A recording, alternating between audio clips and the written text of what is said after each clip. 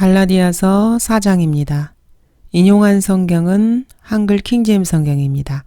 15절부터 보도록 하겠습니다. 너희가 할 수만 있었다면 너희의 눈이라도 빼서 내게 주었으리라. 바울은 평생 눈에 문제가 있었습니다. 아마도 평생 눈병을 앓은 것 같습니다. 바울이 그리스도인들을 박해하기 위해서 다마스커스로 가는 그 도중에 예수 그리스도를 만나 회심하게 됩니다. 바울이라는 이름을 받기 전 그는 사울이었습니다.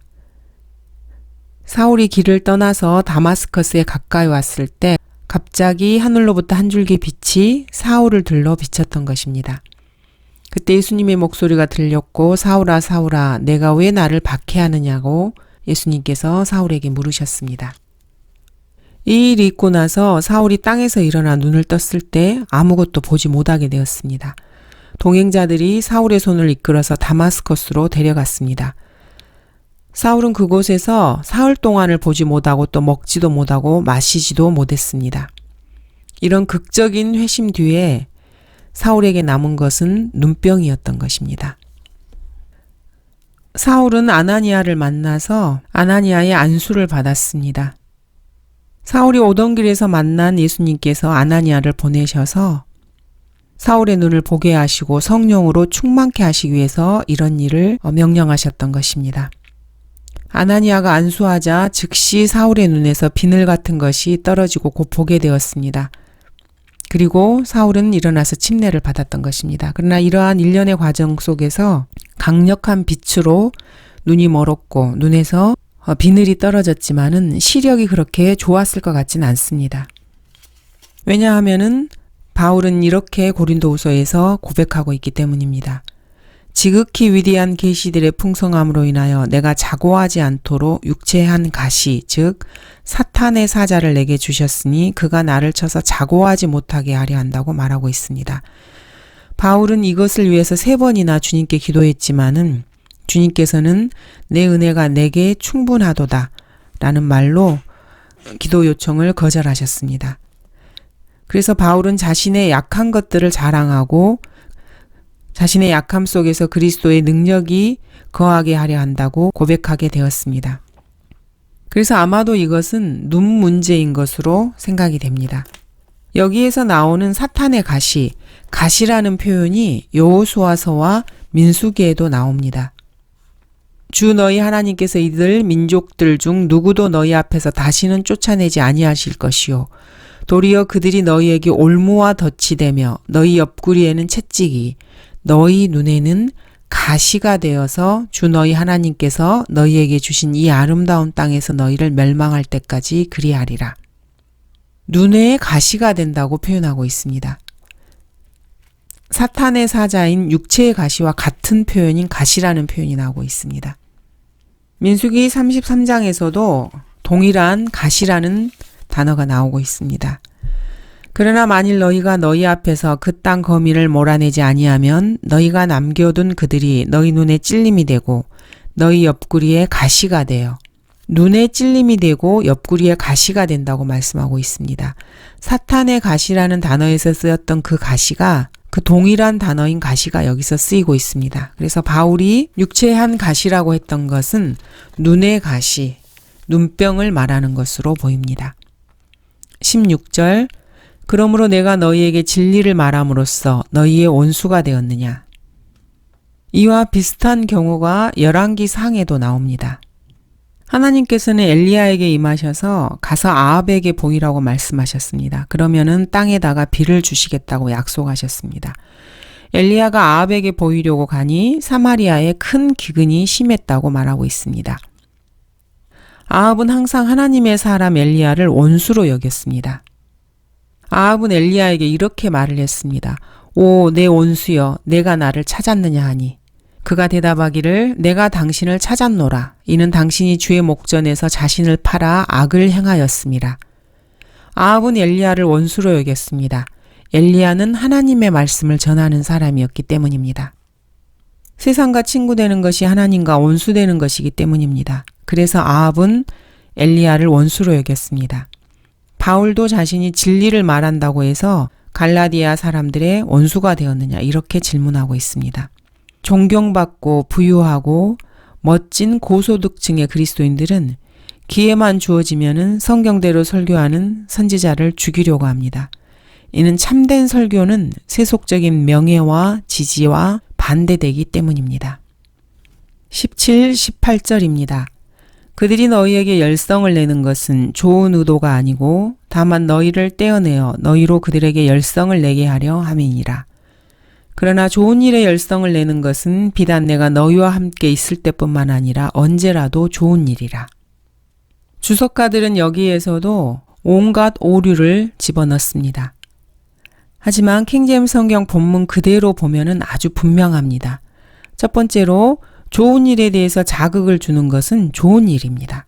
두 번째, 누구든지 이런 방법으로 열성을 내게 하는 것은 좋은 일입니다. 세 번째로, 그러나 어떤 사람들은 잘못된 방법으로 여러분에게 열성을 내게 합니다. 네 번째, 어떤 사람들은 여러분에게 좋은 일이 아닌 어떤 일에 대해서 자극을 줍니다. 이렇게 해서 여러분이 무리에게서 떨어져 나오게 되면은 그 사람들에게 열성을 내게 만드는 것입니다. 그들은 그런 목적으로 열성을 내는 것입니다. 할례 받은 그들 자신도 율법을 지키지 않으면서 너희로 할례를 받게 하려는 것은 그들이 너희의 육신을 자랑하게 하려는 것이라. 이런 이유에서 열성을 부리는 것입니다. 병개된 성서들에서는 이 열성을 내는을 마음을 사로잡는, 질투하는, 얻으려고 애쓰는, 중요시하는, 열심히 노력하는 등 여러 가지로 변개시켰습니다. 그러나 본문의 말씀은 그렇게 어렵지 않습니다. 이 사람들은 너희를 율법 아래로 되돌리고자 열성을 내고 있다. 그들은 나와 나의 가르침에서 너희를 떼어놓아서 다른 방향으로 너희의 열성을 쏟고 자랑하게 하는 것이다. 그래서 이렇게 행하는 것이다. 물론 너희가 옳은 일에 열성을 낸다면은 나 바울은 있거나 없거나 그것은 좋은 일이다. 이런 뜻입니다. 바울은 로마서에서 이렇게 말하고 있습니다. 형제들아, 내 마음의 소원과 이스라엘을 위해 하나님께 드리는 기도는 그들이 구원받게 되는 것이라. 내가 그들에 대해 증거하노니 그들에게는 하나님에 대한 열성은 있으나 지식을 따라 된 것은 아니니라. 이는 그들이 하나님의 의를 모르고 자기들의 의를 세우려 함으로써 그들 스스로 하나님의 의에 복종치 아니하였음이니라. 갈라디아 사람들은 자신들을 율법으로 돌이키려고 열심을 내는 사람들에게 영향을 받았던 것입니다. 이렇게 열심을 부리는 자들이 어느 정도 영향을 끼쳤던 것입니다. 그렇지 않았다면은 바울이 그 사람들의 위험성에 대해서 이렇게 강력하게 대처하지는 않았을 것입니다. 치어리더들은 관중에게 열성을 내게 하는 그 사람들의 능력 때문에 뽑힌 사람들입니다. 미국에서는 이렇게 열광적인 사람들을 보려면은 일요일 오후에 미식 축구 경기장에서 자기가 응원하는 팀을 보기 위해서 모인 관중을 보면 됩니다. 한국도 여러 가지 스포츠 게임에서 열광적으로 응원하는 사람들을 보시면 됩니다. 이 사람들은 열광적으로 소리 지르면서 미친 듯이 기뻐하고 때로는 흐느껴 울기도 합니다. 고통스럽게 신음하면서 열성을 냅니다. 하지만 이들의 열성은 결코 좋은 의도는 아닙니다. 여러분은 그런 사람들 중에서 지옥으로 가는 것 때문에 슬퍼하거나 구원받으라고 죄인을 향해서 소리 지르거나 그 사람들의 죄에 대해서 고통스럽게 신음하거나 예수님에 대해서 미친 듯이 기뻐하는 자들을 발견할 수는 없을 것입니다. 그 사람들에게서는 이런 열성은 찾아볼 수 없습니다. 좋은 일에 열성을 내는 사람들은 스포츠 경기에서 누가 득점에 실패했다고 그것을 보고 당황해하지는 않습니다. 오늘날의 수많은 여자들은 새벽 2시, 3시까지 나이트클럽이나 춤을 추는 곳에서 발에 물집이 잡힐 때까지 춤을 추면서 새벽이 되어서야 집에 들어오기도 합니다. 하지만 그곳에서 조금 떨어진 곳에서 열리는 기도 모임이나 구룡 모임, 성경 공부 모임에는 전혀 관심을 보이지 않습니다. 그리고 너무 멀어서 못 간다고 징징댑니다. 많은 사람들이 세상에 이런저런 것들에 열성을 내지만은 좋은 일에 열성을 내는 자들을 찾아보기는 참으로 힘든 세상이 되었습니다. 19절 나의 어린 자녀들아 너희 안에 그리스도가 형성될 때까지 내가 다시 상고를 치르노라. 19절부터 바울은 이제 구약에서 가져올 수 있는 모든 예화를 꺼내서 이삭과 이스마엘에 대해서 설명을 하기 시작합니다. 바울은 갈라디아에 있는 모든 사람이 아브라함, 이삭, 이스마엘, 하갈에 대해서 아는 것을 당연하게 생각하고 있습니다. 그래서 죽은 정통주의 배교자들은 이집트 알렉산드리아의 배교한 학교에서 가르치는 것처럼 이 당시에 아시아 전역에 헬라어 구약 성경이 있었다고 가르칩니다. 그리고 그것이 바로 칠심인역이라고 말합니다. 사실 오리겐은 자신의 행위로 하늘나라로 가기 위해서 스스로 거세한 사람이었습니다. 그때부터 대부분의 보수주의 학자들은 살아계신 하나님의 살아계신 말씀이 이집트에 있는 배교자의 손을 통하지 않고서는 온 세상에 전파될 수 없다고 믿을 만큼 어리석고 고지식합니다. 소크라테스나 플라톤보다 200년이나 더 이전에 있었던 느부갓네살의 경호대장은 성경적 진리에 대해서 더 많이 알고 있었습니다. 한번 살펴보도록 하겠습니다. 이방인의 경호대장이었던 느부사라단이 하나님에 대해서 말하는 구절입니다. 예루살렘과 유다로부터 바벨론으로 사로잡혀가는 모든 사람 가운데 에레미야도 사슬에 묶여 끌려가다가 경호대장 느부사라단이 라마에서 에레미야를 풀어준 후 말씀이 주로부터 에레미야에게 임하였더라. 그러므로 경호대장이 에레미야를 데려다가 그에게 말하기를 주 너의 하나님께서 이 재앙을 이곳에 선포하셨느니라. 주께서는 그가 말씀하신 대로 실행하셨으니 이는 너희가 주를 거역하여 죄를 지었고 그의 음성에 복종하지 아니하였음이라. 그러므로 이 일이 너희에게 임한 것이니라. 이제 보라, 내가 오늘 내 손에 있는 사슬에서 너를 풀어주노라. 만일 나와 함께 바벨론으로 가는 것을 좋게 여기거든 오라. 그리하면 내가 너를 잘 돌보아 주리라. 그러나 만일 내가 나와 함께 바벨론으로 가는 것을 나쁘게 여기거든 그만두라. 보라, 온 땅이 내 앞에 있나니 어디로 가든지 내가 좋게 여기고 편리하게 여기는 대로 가라 하더라. 그때 에레미야가 아직 돌아가지 아니하였는데 그가 말하기를 너는 바빌론 왕이 유다 성읍들을 다스릴 총독으로 삼으신 사판의 손자요 아이캄의 아들인 그달랴에게로 돌아가서 그와 함께 백성 가운데 거하거나 어디로든 내가 가기에 편하다고 여기는 곳으로 가라 하고 그 경호대장이 식량과 선물을 그에게 주며 보내더라. 에레미야가 미스파에 아이캄의 아들 그달랴에게로 가서 그 땅에 남아있는 백성 가운데서 그와 함께 거하니라. 이방인의 경호대장이었던 사람이 에레미야가 하나님의 사람인 것을 알고 그를 풀어주었습니다. 그리고 이스라엘 민족이 이러한 고난을 당하는 이유를 이스라엘 개개인 민족보다도 훨씬 더 잘 알고 그것을 에레미야에게 설명하고 있었던 것입니다. 19절에서는 나의 어린 자녀들아 이렇게 말씀하고 있습니다. 바울은 갈라디아인들을 그리스도께 인도했습니다. 그래서 그는 이들의 영적 아버지가 되었습니다. 좋은 영적 아버지는 그때 당시에 평범한 옷을 입고 여기저기 돌아다니면서 하나님의 은혜의 복음을 강력하게 전파했습니다.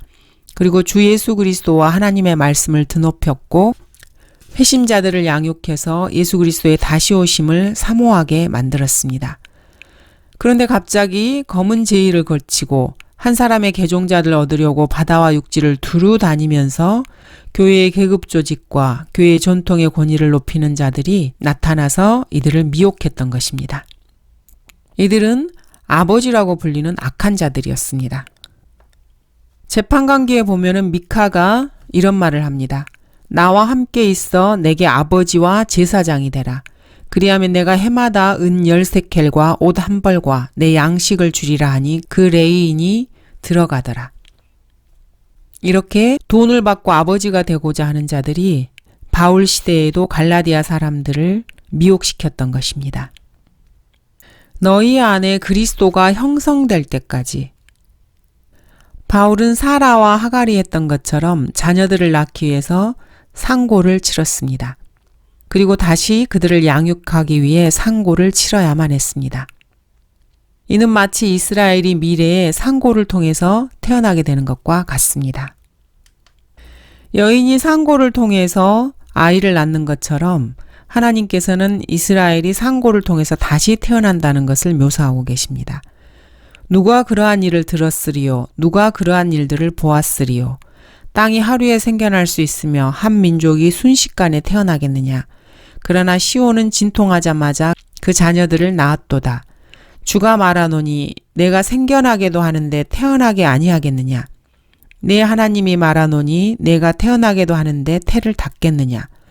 너희는 예루살렘과 더불어 기뻐하고 그녀를 사랑하는 너희 모두는 그녀와 함께 즐거워하라. 그녀를 위하여 애통하는 너희 모두는 그녀와 더불어 기뻐함으로 즐거워하라. 이는 너희로 젖을 빨고 그녀의 위안의 젖가슴으로 만족해 하기 위함이요. 너희로 젖을 짜내고 그녀의 영광의 풍요함으로 즐거워하게 하려 함이라. 이는 주가 이같이 말함이니 보라 내가 그녀에게 평안을 강같이 이방인들의 영광을 흐르는 시내같이 주리라. 그러면 너희가 젖을 빨 것이며 그녀의 품에 안겨서 그녀의 무릎에서 재롱을 부리게 되리라. 천년왕국과 영원에서 이스라엘은 이렇게 다시 태어나게 될 것입니다. 본문과 어울리는 구절들을 찾아보도록 하겠습니다. 그러면 너희에게 성령을 전해주고 너희 가운데서 기적들을 행하는 그가 율법의 행위로 하는 것이냐 아니면 믿음을 들음으로 하는 것이냐. 이는 내가 그를 알고 그의 부활의 능력과 그의 고난의 교제를 알아 그의 죽음의 본을 따르리 함이며 이는 너희가 그리스도 안에서 1만 명의 스승을 가졌을지라도 아비들은 많지 아니하니 그리스도 예수 안에서 복음을 통하여 내가 너희를 낳았음이라.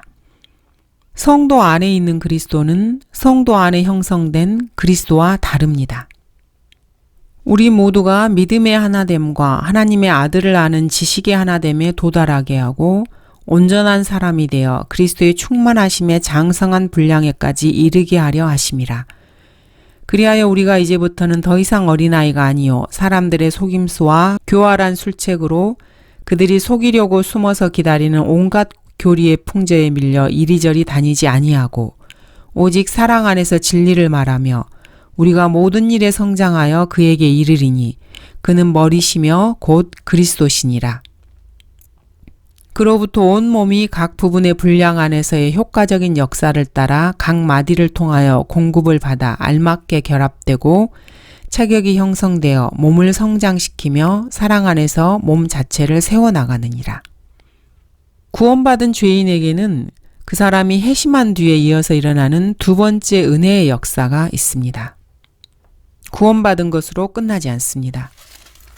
내가 너희를 보고 싶어 하는 것은 내가 어떤 영적 은사를 너희에게 나누어 주어 너희를 굳게 세우게 하려 함이니. 많은 사람들이 이 역사에 대해서 오해를 하고 있습니다. 그렇다고 해서 이러한 진리를 부정하는 것은 아닙니다. 밥 존스 시니어는 이렇게 말했습니다. 어떤 사람들은 아기 이름을 어떻게 지을까 논쟁하다가 너무 바빠서 아기를 가져야 한다는 것조차 잊어버렸다. 여러분이 반드시 기억해야 될 것은 인간의 내재적인 이 옛 성품은 그리스도인이 되었다 해도 그 어떠한 은혜의 역사로도 뿌리째 뽑히지 않는다는 사실입니다. 그리스도인들은 이 옛 성품을 가지고 무덤에까지 갑니다. 요한 웨슬리를 추종하는 사람들과 감리교도들은 최선을 다해서 노력했는데도 여전히 이 옛 성품을 가지고 있다는 것을 알았습니다. 이 옛 성품이 하나님의 자녀들의 일부이며 결국 그들 자신의 장례식까지 인도하는 것입니다.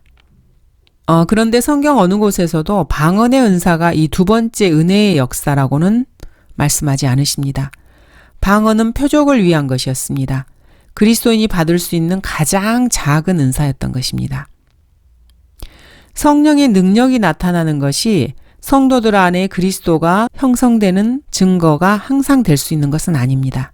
왜냐하면 지금까지 살았던 가장 육신적인 그리스도인, 즉 고린도 교회 회원들도 가장 많은 능력을 나타낼 수 있었기 때문입니다. 성도 안에 그리스도가 형성되면 반드시 어떤 일이 나타나게 됩니다. 그 안에 그리스도가 형성되면은 그 사람이 성령으로 충만하여 성령으로 관장되기 때문입니다. 성령은 영어로 홀리 고스트라고 불립니다. 여기서 고스트는 죽은 사람의 몸의 형태를 말합니다. 서양에서는 죽은 사람이 나타났을 때 이것을 고스트라고 부릅니다. 이런 그리스도인은 계속해서 영적인 열매를 맺게 됩니다. 시편 1편에 열매 맺는 그리스도인의 모형이 잘 나와 있습니다. 자, 시편 1편을 한번 보도록 하겠습니다. 그리스도 안에 새 사람이 형성된 사람은 이렇게 열매 맺는 삶을 살게 됩니다. 복 있는 사람은 악인들의 관계를 따르지 아니하며 죄인들의 길에 서지 아니하며 조롱하는 자들의 자리에 앉지 아니하는도다. 그의 즐거움이 주의 법에 있으니 그가 주의 법을 주야로 묵상하는도다. 그는 강가에 심겨진 나무 같아서 계절을 따라 열매를 맺으며 그의 잎사귀도 마르지 아니하리니 그가 무엇을 하든지 번성하리로다. 악인들은 그렇지 아니하니 바람에 날리는 쭉정이와 같도다. 그러므로 악인들은 심판을 견디지 못하며 죄인들은 의인들의 회중에 들지 못하리니 이는 의인들의 길은 주께서 아시나 악인들의 길은 망할 것이기 때문이라. 성도 안에서 그리스도가 형성되면은 그리스도인은 시편 1편에 있는 복 있는 사람이 되어서 이러한 삶을 살게 되는 것입니다. 이러한 그리스도인은 기꺼이 박해를 맞이합니다. 이러한 그리스도인은 오순절파나 여호와의 증인, 극단적 칼빈주의자, 카톨릭 신자, 안식교도, 몰몬교도, 은사주의자들이 쳐놓은 신학적 함정에 결코 속지 않습니다. 이러한 그리스도인은 아무리 긴박한 위험이 처해도 로마서 8장 28절을 항상 주장하는 사람들입니다. 여러분, 로마서 8장 28절이 어떤 말씀이신지 아시죠? 하나님께서 그리스도인에게 주신 가장 중요한 약속 중에 하나입니다. 여러분이 어떠한 처지에 있든지 간에 이 말씀을 늘 붙잡고 믿음을 행사하시기를 바랍니다. 우리가 알거니와 하나님을 사랑하는 자들, 곧 그분의 목적에 따라 부르심을 받은 자들에게는 모든 일이 합력하여 선을 이루느니라. 여러분이 그리스도인이라면은 여러분 주위에서 일어나는 모든 일들이 합력하여 여러분에게 선을 이루실 것입니다. 여러분은 이 말씀을 믿으십니까? 이 말씀을 믿는 그리스도인들은 그래서 어떠한 고난이 닥쳐도 믿음을 잃지 않고 그 안에서 역사하는 하나님의 선함을 찾아낼 수 있습니다. 이러한 그리스도인은 하나님의 말씀을 담대하게 말할 수 있습니다. 초대교회에서는 그들이 기도하자마자 그들이 함께 모여있는 곳이 진동하더니 그들이 모두 성령으로 충만하여 담대하게 하나님의 말씀을 선포하였습니다. 성령 충만의 첫 번째 증거는 하나님의 말씀을 담대하게 선포하는 것입니다. 이러한 그리스도인은 기쁨으로 후하게 줄 것입니다. 성경을 읽을 뿐만 아니라 묵상하고 암송합니다. 이러한 그리스도인은 이 시대에 십계명을 지켜서 스스로 의로워지려고 하는 율법주의적인 이러한 경향들로 인해서 하나님의 은혜로 거저받는 구원, 즉 의롭게 됨의 교리를 결코 버리지 않습니다. 하나님의 모든 자녀들은 성령을 가지고 있습니다. 그러나 하나님의 모든 자녀들이 성령으로 충만한 것은 결코 아닙니다. 성령으로 충만할 때만 그리스도인 안에서 그리스도가 형성되는 것입니다. 이러한 진리를 예곡시키기 위해서 성경 비평가들은 또 다른 속임수들을 만들어냅니다.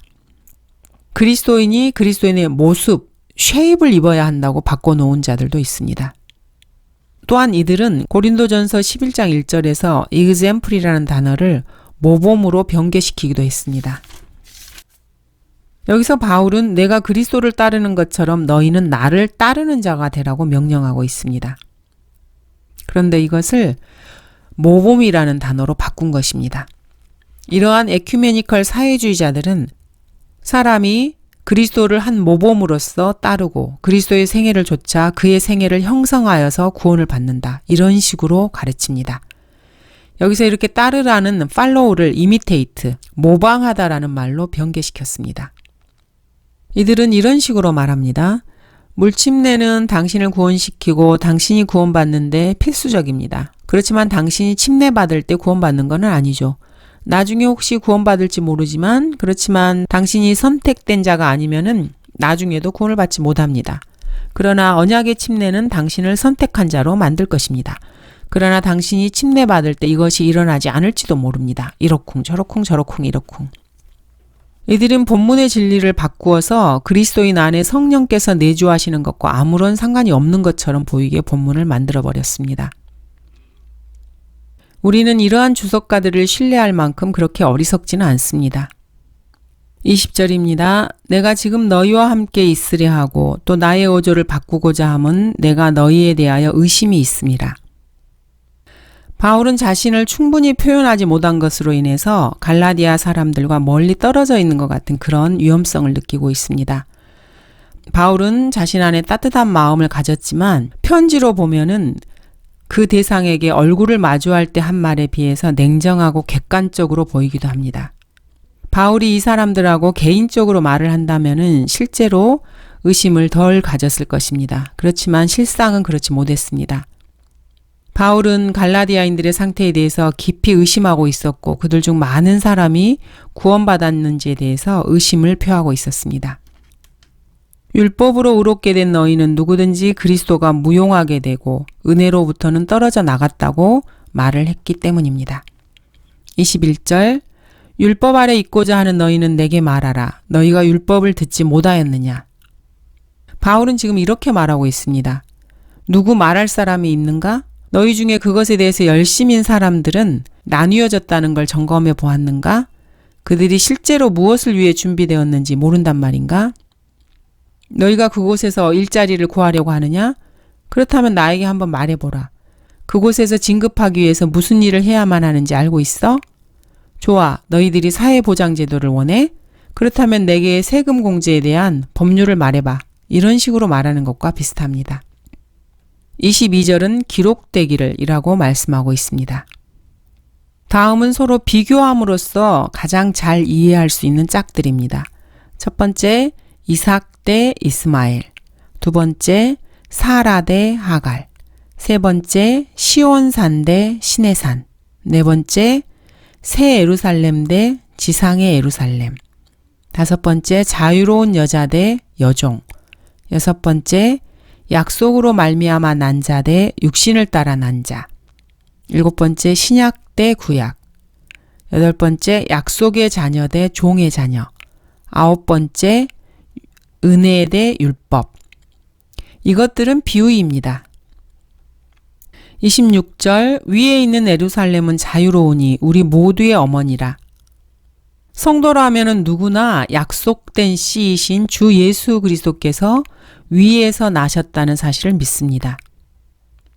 성도의 어머니는 예수의 어머니 마리아가 아닙니다. 새 예루살렘입니다. 혹시 여러분 중에서 믿음이 우리 그리스도인들의 어머니라고 생각하시는 분들이 있습니까? 그렇지 않습니다. 폴리캅이 했듯이 믿음은 우리 모두의 어머니이다. 이런 말로 시작을 해서 카톨릭의 믿음은 우리 모두의 어머니이다. 이런 말로 발전을 해 나가는 것입니다. 폴리캅이나 이레네우스, 클레멘트, 순교자 저스틴을 거쳐서 이런 말이 완성되는 것입니다. 위에서 났기 때문에 그리스도인의 어머니는 자유롭습니다. 함족도 셈족도 아닙니다. 하갈은 자신의 친족처럼 종들의 종이었습니다. 사회주의자들이 아무리 노력을 한다 해도 이러한 사실은 변하지 않습니다. 성도들은 사실 율법에서 자유로운 사람들입니다. 그렇기 때문에 성도는 시내산 아래서 천둥과 연기, 불, 어두움에서 온 이런 말들을 더 이상 듣지 않습니다. 그 대신에 성도들의 창은 항상 새 예루살렘을 향해서 열려 있습니다. 율법의 종이 아니라 예수 그리스도의 종입니다. 성도의 아버지는 하나님 아버지의 모형인 아브라함이고 그의 형은 명백히 예수 그리스도의 모형인 이삭입니다. 이삭이 성령 안에서 성령을 따라 행하는 동안에 이삭의 이복형인 이스마엘은 여전히 율법 안에 있는 유대인들을 보여줍니다. 이스마엘은 속박 아래 있었고 지상의 예루살렘은 재림 때까지 종노릇을 하게 됩니다. 더멜로우라는 사람은 이 말이 귀에 거슬렸던지 새 예루살렘이 실제적인 도성이 아니고 실제적인 치수를 가지고 있지도 않고 아무도 그곳에 살지 않고 그곳을 구성하는 돌도 실제적인 돌이 아니라고 말을 합니다. 새 예루살렘이 비유적이라고 생각한 것입니다. 오리겐이나 유세비우스와 같은 사람입니다. 또는 그럴듯하게 본문의 새 예루살렘이 메시아의 신정 정치를 말한다. 이렇게 주장하는 사람도 있습니다. 이들의 말은 사실 들을 가치도 없습니다. 27절 기록되기를 너 잉태하지 못하는 여인아 즐거워하라. 너 상고를 치르지 못하는 여인아 소리질러 외치라. 이는 홀로 사는 여인의 자녀가 남편 있는 여인의 자녀보다 더 많음이라고 하였으니. 바울은 여기서 이사야 54장을 천년왕국이 아니라 교회 시대에 이방인이 개심하는 것에 적용하고 있습니다. 사실 교회 시대는 선지자들에게 알려지지 않은 신비였습니다. 그러므로 호세아 1, 2장이나 이사야서 54장은 분명 천년왕국을 가리키는 본문들입니다. 그래서 사실 따지고 보면은 교리를 아는 사람이라면은 바울이 교리적으로 잘못 적용했다는 것도 압니다. 이것이 사실 극단적 세대주의자와 세대주의의 근본적인 차이입니다. 극단적 세대주의자들은 바울의 이러한 적용을 당혹스러워하며 이러한 사실을 피하기 위해서 그리스도의 몸을 사도행전에서 완전히 제거시켜버립니다. 그리고 사도행전 28장 이후에야 그리스도의 몸이 있었다고 주장을 합니다. 이들의 주장이 어떠하든지 간에 올바른 세대주의라는 것은 모든 성경은 교리에만 유익할 뿐 아니라 책망과 바로잡음과 의로 훈육하게 유익하다고 여깁니다. 그러므로 교리적인 구절들을 한 가지 적용에만 국한시키는 것은 올바로 나눈다는 한 가지 이유로 성령님의 의도를 제한시키는 것입니다. 이러한 분석은 차갑고 냉혹하며 냉정하고 비현실적이며 이론적이고 제한된 기독교를 낳을 뿐입니다. 바울은 사실 이런 것에 책임이 없습니다. 우리 그리스도인들이 모범으로 삼아야 할 바울은 성경을 자유롭게 적용하는데 조금도 주저하지 않았습니다. 자유롭게 적용할 때 교리적인 상황과 맞지 않는다는 것은 바울을 전혀 괴롭힌 일이 아니었습니다. 교리적인 적용에만 제한하지 않는 것이 거짓을 가르치는 결과를 낳았다 해도 그것은 별개의 문제입니다. 교리적인 적용에만 제한하지 않습니다. 그래서 위대한 진리를 모호하게 했다 해도 이것은 사실 별개의 문제입니다. 구약의 구절들을 책망과 바로잡음과 의로 훈육할 목적으로 전파하는 데 적용한다면은 세상 끝에 남겨 있을 남은 자들을 겨냥한 구절들을 교회 시대에 구원받은 이방인들에게 확실히 적용할 수 있습니다. 구약의 구절들은 책망과 바로잡음과 의로 훈육할 목적으로 전파하는 데 적용됩니다. 그러면은 대환란이나 이렇게 세상 끝에 남은 자들에게 적용되는 구절들을 교회 시대를 살아가고 있는 구원받은 이방인에게도 확실하게 적용할 수 있습니다. 바울은 사실 그렇게 적용을 시켰습니다. 바울은 유대인의 환란 구절들을 그리스도 안에 있는 이방인들에게 적용하는데 전혀 주저하지 않았습니다. 마태복음의 28장도 1차적으로는 대환란에 해당하는 구절입니다. 그렇다고 해서 이것을 이방인 개심자들에게 적용시키는 데는 아무런 걸림돌도 되지 않습니다. 결국 그것은 이방인들을 위해서 기록되었기 때문입니다. 여기 갈라디아서 역시 이방인들을 위한 것이었습니다. 28절 형제들아 이제 우리는 이삭과 같이 약속의 자녀라. 그리스도인들은 그리스도 안에서 하나 되고 자신들의 이러한 인종적인 차이가 있다 해도 한 침례에 의해서 그리스도 안에서 그리스도인이 되었던 것입니다. 그래서 한 몸인 교회 안에 있게 됩니다. 29절 그런데 그때 육신을 따라 난 자가 성령을 따라 난 자를 박해하였던 것처럼 성령을 따라 난 자라고 표현하고 있습니다. 구약에서는 그 누구도 성령으로 태어나지 않았습니다. 침례인 요한이 모태에서부터 성령으로 충만했고 에레미야도 태어나기 전부터 성별되었지만은 성령에 의한 새로운 탄생은 이 사람들이 전혀 알지 못했던 것입니다. 왜냐하면은 성령으로 인한 새로운 탄생은 십자가의 죽음 이후에서만 일어날 수 있기 때문입니다. 30절은 여종과 그녀의 아들을 내어 쫓으라고 명령하고 있습니다. 여기에서는 정치적인 뉘앙스가 풍깁니다. 아랍은 팔레스타인과 아무런 관련이 없습니다.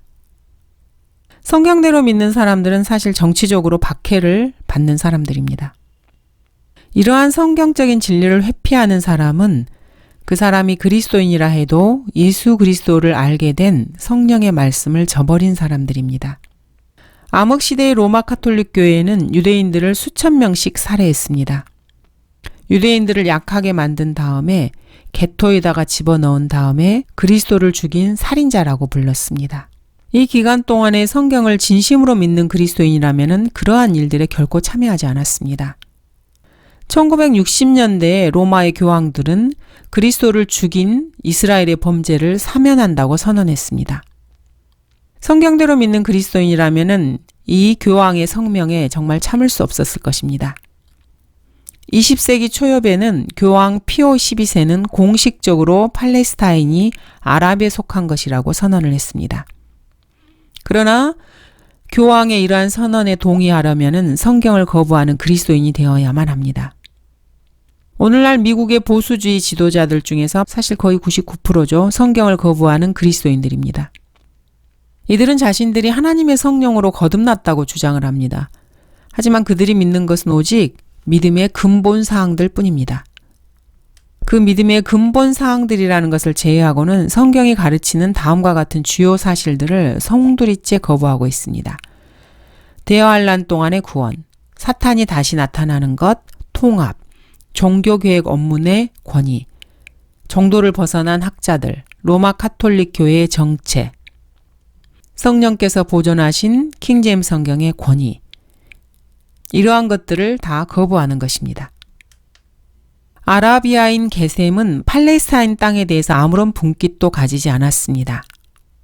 조금만 분별이 있는 사람이라도 지금까지 진행된 역사가 하나님께서 말씀하신 그대로였다는 것을 분명히 알 수 있습니다. 킹제임스 성경은 아랍이 팔레스타인에서 쫓겨나고 유대인들이 그곳에서 영원히 살 것이라고 성경 곳곳에 기록해 놓고 있습니다. 성경이 그렇게 말씀하셨다면 이미 그 문제에 대한 승인은 끝난 것입니다. 확정되고 결정된 것입니다.